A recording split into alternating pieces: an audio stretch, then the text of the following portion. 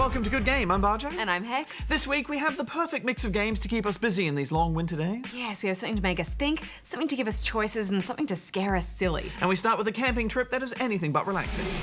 Hey, little piggy. Hey, little piggy. Where you going, buddy? Also this week, we become a god in a first play of a new MMO. Well then, don't think I'm crazy, but there's a chance the Gravedigger isn't really an evil creature or an invading monster. Plus, Goose chats to some local developers about a game that is beyond cute, and we answer more of your questions at the Ask Good Game desk. But first, can you name the game for this week? What's that? What could it be? Wait.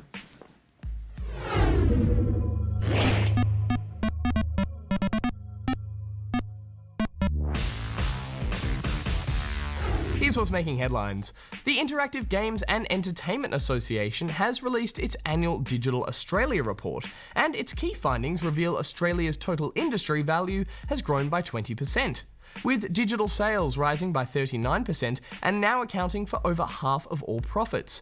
It also found that 68% of Australians play video games, while 98% of households with children have games. PC gaming has seen a surge in popularity, with 83% of gamers using PCs to play, up from 53% in 2013. Meanwhile, console use has stayed stable at 63%, mobile and tablet use has also risen, while dedicated handhelds were the only device to see a drop in usage. Razer has confirmed the previously leaked deal involving its purchase of Ouya. However, it has only purchased its software, online store, and brand, but not the hardware. Razer intends to roll the Ouya into its own Android console, the Razer Forge TV, and open up the Ouya games library to the Google Play Store and other Android consoles. Razer has pledged to honour any participants of Ouya's Free the Games initiative, which matched the funds indie games had raised through crowdfunding up to $250,000 US. A significant security flaw was discovered in Valve's Steam service. A number of accounts, including those belonging to popular streamers, were hijacked using the flaw which Valve described as a bug. All that was needed to hijack an account was the account name. After requesting a new password, hackers could simply leave the recovery code field blank, which enabled them to change the account's password. Valve quickly fixed the flaw and reset passwords on any account with suspicious password changes. And that's all for this week. Thanks, Goose. Following in the footsteps of games like Slender Man comes Rake.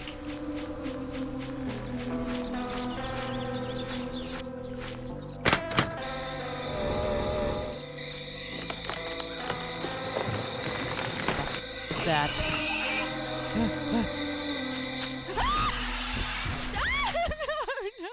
You find yourself in a van with a bunch of hunting gear and camera equipment, and a whole lot of information on what looks like some kind of monster roaming the woods. Controls are a little awkward at first, but once you fumble your way through the vague objectives you're presented with, you start to get the gist. Basically, you have a bunch of cameras that can be set up at specific points around the forest. You have a rifle for hunting, some animal feed, and a map. Places I can set up cameras. Okay. So off you go exploring the hunting grounds. The further and deeper you explore, the more ominous the woods become.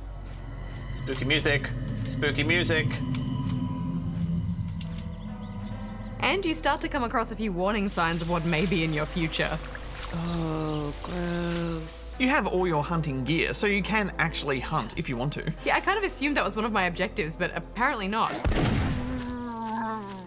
Really does not sound well. I think you're actually just there to catch the monster, so any wildlife you take out is pretty pointless. Well, except for the pig. You can trap a pig in this pig trap that's already set up for you. I did this by leaving a trail of feed into the cage to lure it in. Little piggy. Little piggy. Yeah, you didn't need to do that. The pig is really stupid. He just keeps getting stuck in there over and over. But once he is caught, you can stick a camera on him, which is pretty cool. On the pig. Pig cam. Despite all the places you can affix cameras to, you can only ever have 5 set up at the one time. So once you've done this, it's back to camp, night falls, and the waiting game begins. There we go, it's camera 1. Camera 2, still pretty boring. Nothing happening. For the most part, not a lot happens, but it does get you in those few scary moments. I'm just not sure what the objective of this game is. Catch the monster on film? Catch the monster? Yeah, when the monster destroys your camera, you can't go back and get the footage, so apart from being scary, I'm not sure what the point of it is. Trap. That's cool. I did find some traps in an old hunting tent which I set up with some food, but nothing seemed to come of that either. So I decided to go out and hunt it the old-fashioned way. Just a girl and a shotgun trying to nab a Sasquatch. The nights are long, aren't they? And the monster is always lurking, but you're generally pretty safe during the day. Generally. Yeah. Oh, no. Is it? I'm fine? I'm fine. I went into that cave at night and it was kind of a different story. As far as lairs go, for monsters, this is pretty, uneventful. The monster doesn't actually take a lot of damage off you though, so it isn't as scary as it could be. Damn. Well, the whole game crashed when I got attacked, so really that was more like permadeath, where I lost all my progress. Oh, the game is pretty rough around the edges for sure. And it attracts many hunters. And ultimately not enough happens to keep you engaged. Your objectives are few and far between. Let's go bottom of the swamp. It feels like the first quarter of a game at this point. It is a really cool idea though, and I'd love to see it explored further. Some kind of cool X-Files setup with more risk, more to do, and more scares. Yeah, but because the game's so cheap, it's fine for just messing around in, I think. And apparently there's multiplayer coming too, which I'd be interested to see. But for actual scares in the wilderness, you're much better off with something like Slender Man, which has high stakes and is genuinely frightening. I'm giving this 1 star. Yeah, it's 1 star from me too.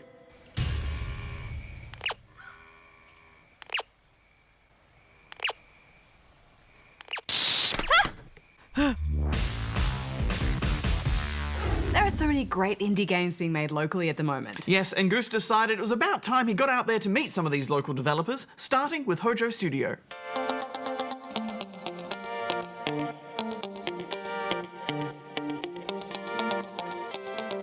So when did you guys officially become Hojo Studio? We became Hojo Studio when we wanted to release our first game, Puffington, so I suppose that was about 3 years ago. I mean, you can't release anything on the App Store unless you're actually a business entity, so we thought we're going to have to do this officially. A month and a half of kind of tax department and ASIC stuff later, we had the right certificate for Apple and we were Hojo Studio. So you'd done all the fun game building stuff and then you realised you had to do all the business end stuff as well. We did everything backwards, and that actually includes marketing. This is the one thing that we've learned from the first game and from Nippy Cats is that, especially if you're an indie, you have to market yourself from the word go. You have to market yourself as soon as there's a wireframe of your game. What kind of things have you divided amongst yourselves to work on? All concept art, effectively, will be Yola, because Yola is an amazing illustrator. In terms of game design, it's very much balanced between the two of us. The process of game design for us is basically having a polite argument until we agree on something. We always had crazy ideas like, oh, let's do this thing and it never happened, and let's do this other thing and it never happened, and I don't really know what triggered it. I think we just had so many ideas that never happened that we were like, we're going to do this, we're going to make this happen. And the game is, I've found, madly adorable. With the design of a game like that, whose idea was it initially to make it? It was your idea. Just as indie devs, you've got like ideas every day, and it just cats. That was the meeting, it was just cats, pretty done. much, cats. Who is responsible for the theme song to that game? Because that was you. Okay, because it is the most irritating theme song to a game I've ever heard, and I love it. It walks that tightrope between being fun and infuriating, which is exactly what the game does. I think that was the general idea, that we thought when we were playing the game, we were going, this game is really annoying, but it's also fun. I remember there were discussions sometimes, is it too cutesy, is it too zany, should we be doing something that's like harsher, like the things, but then the charm of it with something like Nippy Cats was, again, you've got this game where it's brutally difficult, where you have these things flying at you from everywhere, and you're like, ah, and we're thinking, the cool part about it though is that if they're kittens, then you get to the game over screen, and this cute little cat's just staring at you, and like, you can't stay mad at a game like that. The ultimate goal, I think, became apparent to us when we were at PAX, and it was our first PAX exhibiting, and there were people walking up and playing our game, and there were 9-year-old kids playing our game and all that kind of stuff. And I remember looking at them and thinking, this world, I'll do anything I have to do to stay in this world. And that's really what it is. It's the community of other developers, the community of players, is so vibrant and so positive and so much fun that really we just want to be in this world with these people and relevant in some way and find an audience. Not about getting rich. Okay, well, this week let's tackle this comment from FKNWTF. Which I believe stands for what the I have a question. Why doesn't GG address the insane number of games that are now being banned from sale in and importation to Australia after the introduction of the new R18 plus rating? I'm an adult and I don't need others deciding what content I can or cannot consume. Well, let's address it now, shall we? Yeah.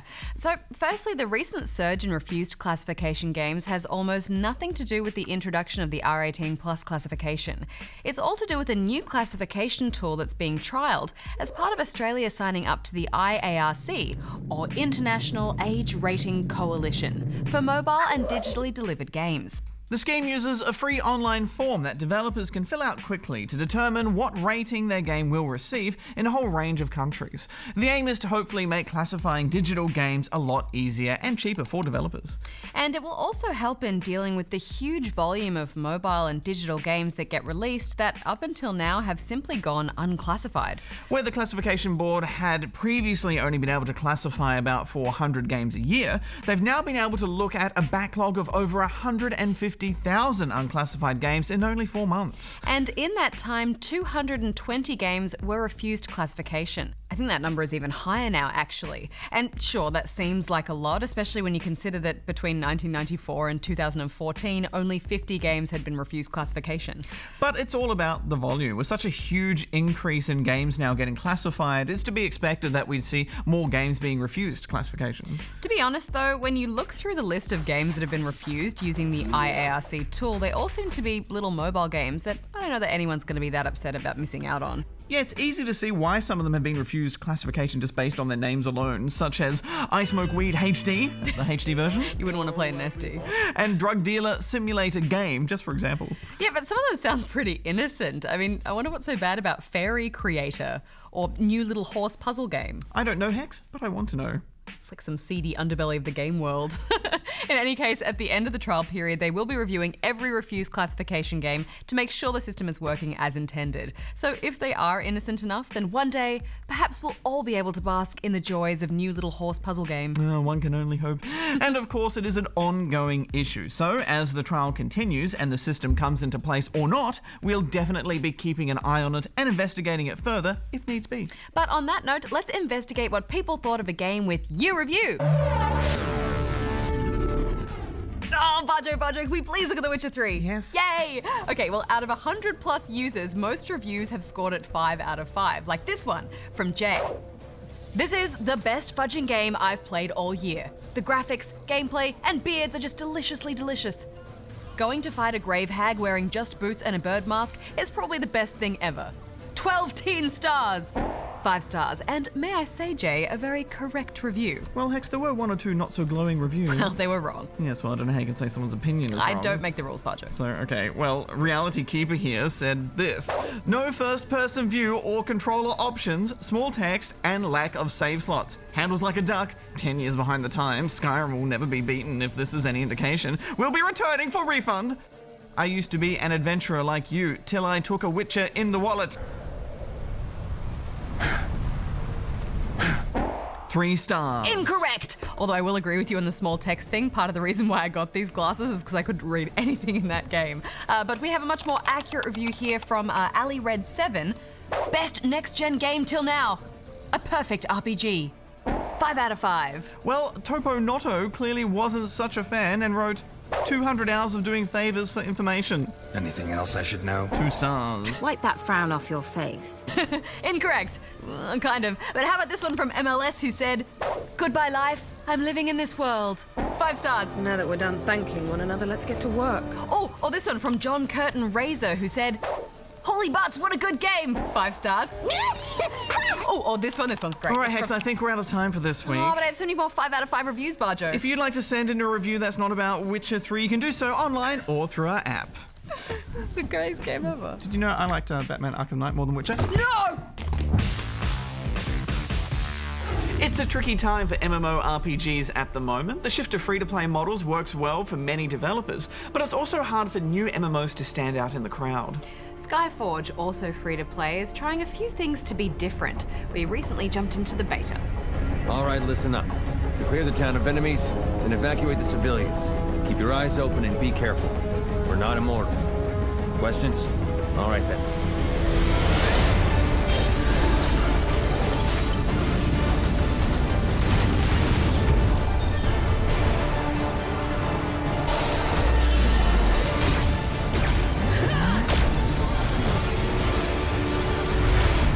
After a quick battle, you die.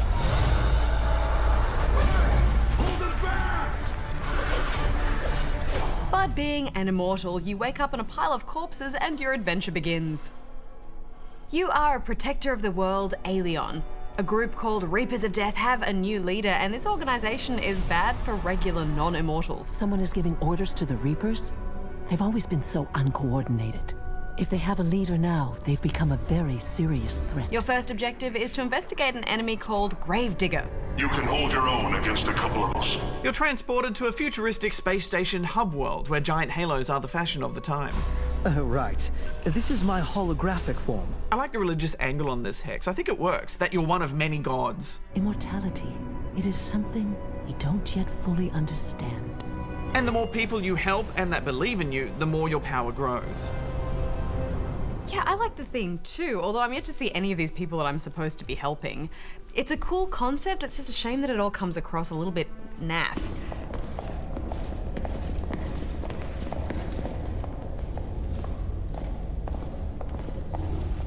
Greetings. I've heard about your bravery. I know this is only in beta, but yeah, there's some pretty bad voice acting all around. I saw him spare a mortal's life when he easily could have killed them.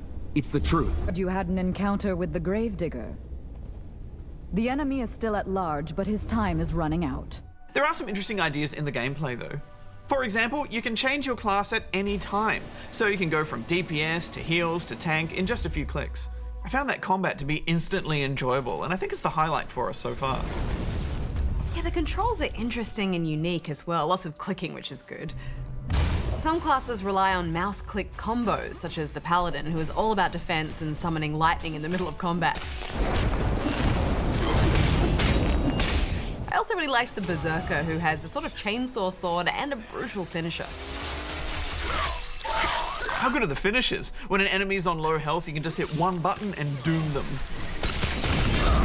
I especially liked the Gunner's Balls of Death.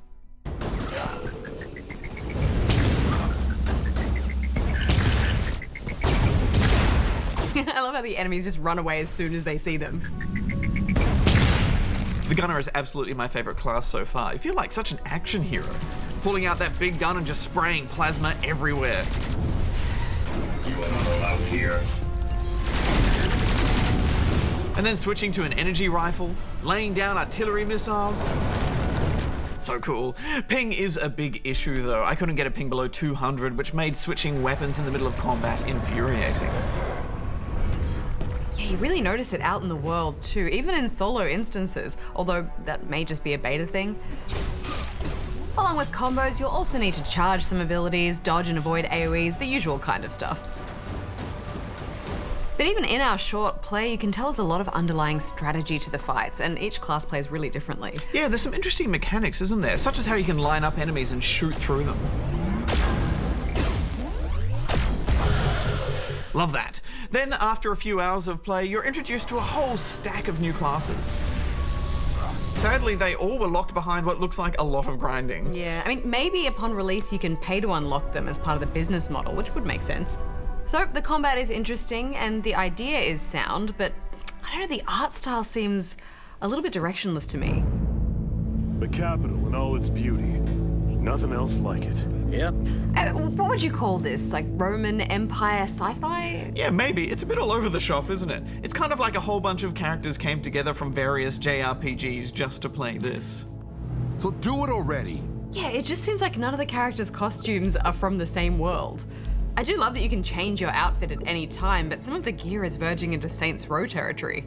Yeah, when you're in an intense discussion about the fate of the world and then it cuts out to reveal that you're in your dad clothes, it does take you out of the moment a bit. Please, go and find out what happened there. It would be too dangerous for a novice, but not for you. All I know is that it's no ordinary threat. Nice threads, Bajo. I'm pretty sexy. Very sensible. Also, what's with the mounts? What is that? So strange. Nick Boy had a great point too after playing this on Pocket. He noticed that in the character customization, you can make a fairly unattractive man. Which of course is something I love to do, but it's nearly impossible to do the same with the female models. Yeah, this game has some interesting sliders. I thought the female butt slap was a little bit in poor taste. But then I saw the male version.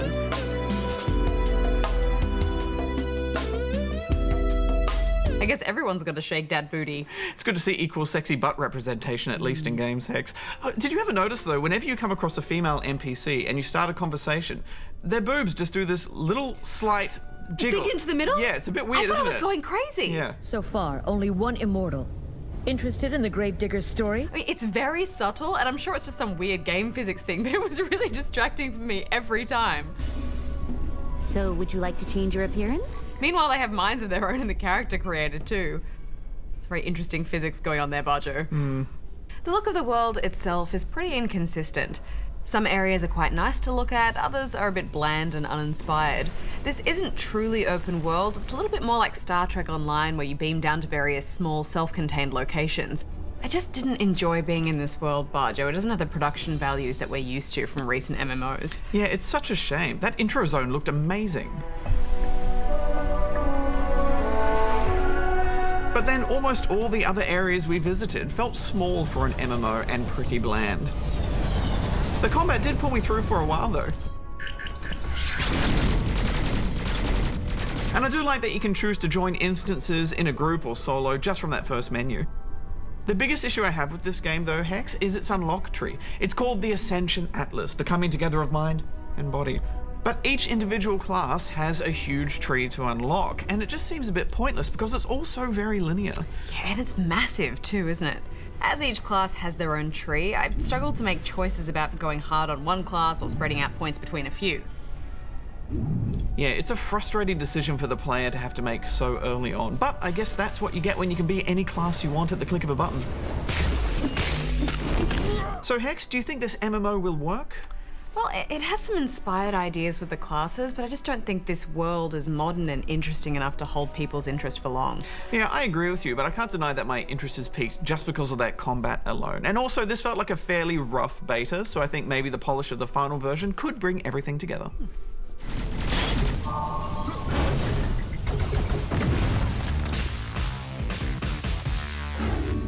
Well, we're almost out of time for today's show, but before we go, we absolutely have to mention a game that's taken over the Good Game office, Poly Bridge.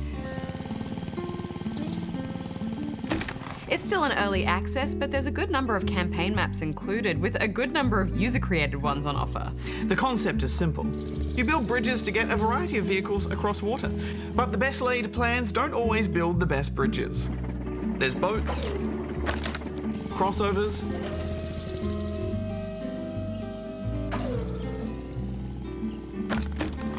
and even hot air balloons to contend with.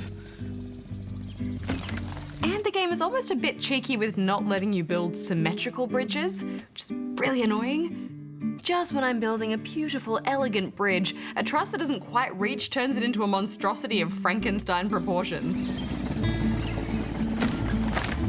I love the messy bridges, Hex. I live for the chaos. Like when I couldn't quite figure out how to get the hydraulics right. So I just made a sick jump instead. Oh. I'm personally a fan of a collapsible bridge to deal with crossovers. Easy does it. And now you go.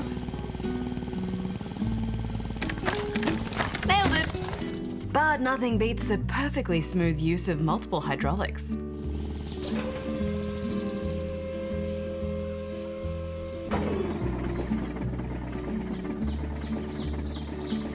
This game is kind of like an exercise in realizing how little I know about engineering. I'll just build myself a nice sleek cable bridge, and it imploded. And sometimes I'll see other people's bridges that are crazy, and I'll think, how does it work? Yeah, totally, and that's all down to great physics. They're realistic enough that people can use their engineering degrees to build masterpieces, and silly enough that it still feels like a game. And it's so beautiful, isn't it? It's a gorgeous isometric art style with little details adding personality to the maps. Yeah, I just love building bridges in the countryside with mountains and windmills. How's the serenity? But most importantly, all the elements like anchor points and objectives are laid out really clearly, and the controls are snappy enough to allow for quick bridge building. And the victories feel so good. It sucks you into that one more go mentality so easily. Not to say the game is easy though. No, it can be really tricky, especially if you want to build under budget. You know, I was happy to just, sit with a cup of tea, work it out on a Sunday afternoon, especially with that soundtrack playing. Lovely. Just nice instrumental guitar tunes to build bridges by.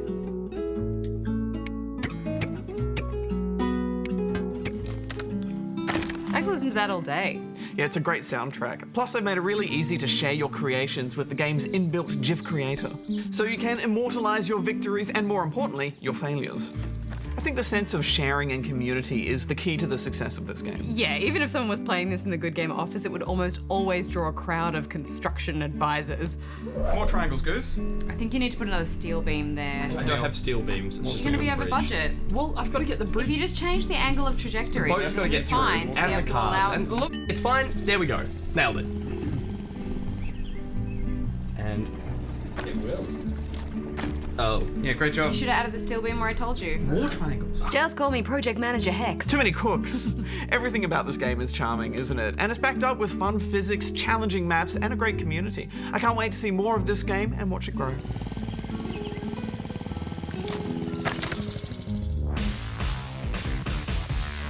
My dear, we'll see each other soon.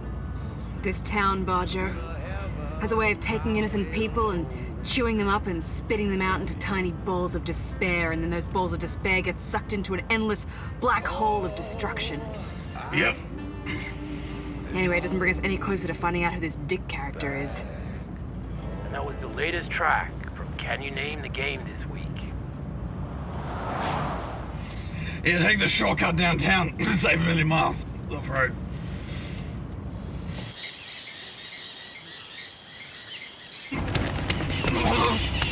Mommy also.